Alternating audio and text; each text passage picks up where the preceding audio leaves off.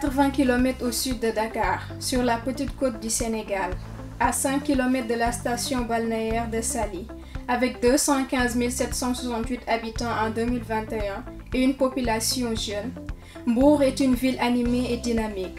Second port de pêche après Dakar, qui exporte principalement vers les pays limitrophes de l'Union européenne. C'est aussi un centre touristique important, avec son village artisanal, apprécié pour ses plages de sable fin et la possibilité de pêcher au gros, ainsi que pour la réserve écologique expérimentale de Mbour. Un site protégé depuis 1987, regorge d'énormes potentialités économiques et humaines.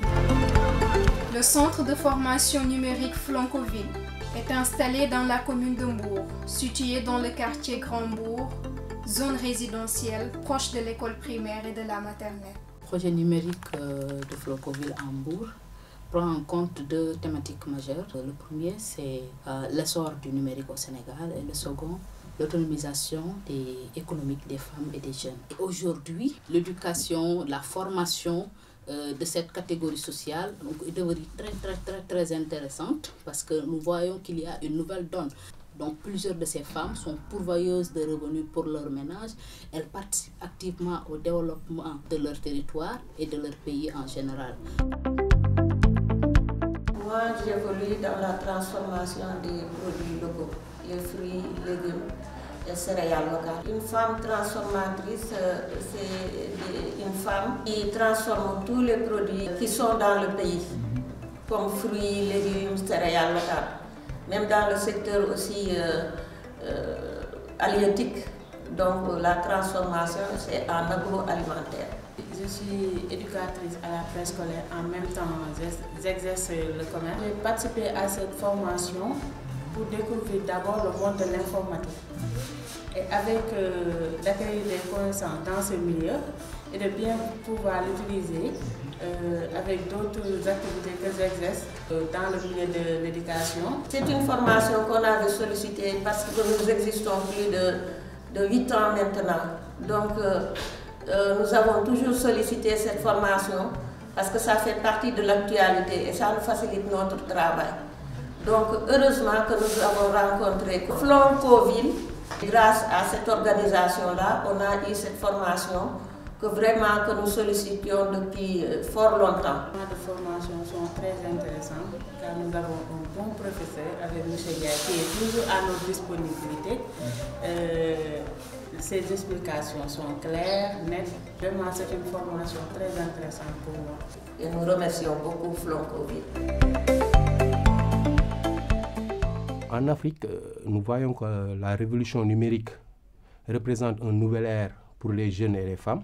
L'Internet et le mobile ont clairement bouleversé la donne sur le continent africain.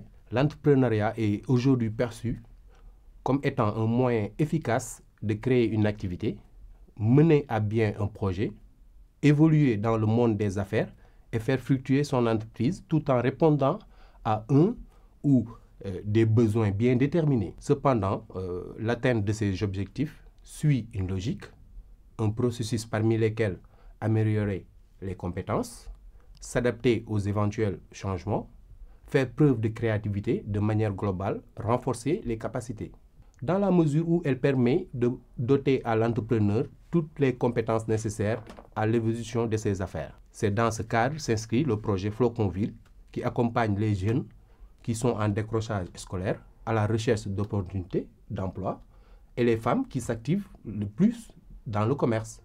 Alors, les séances de formation visent ainsi à renforcer les compétences en informatique, surtout informatique de base, bureautique, et l'utilisation de l'Internet, c'est-à-dire les réseaux sociaux, pour pouvoir faire la promotion de leurs produits. Alors, le projet est localisé à Mbour et accompagne ses bénéficiaires dans le renforcement des capacités.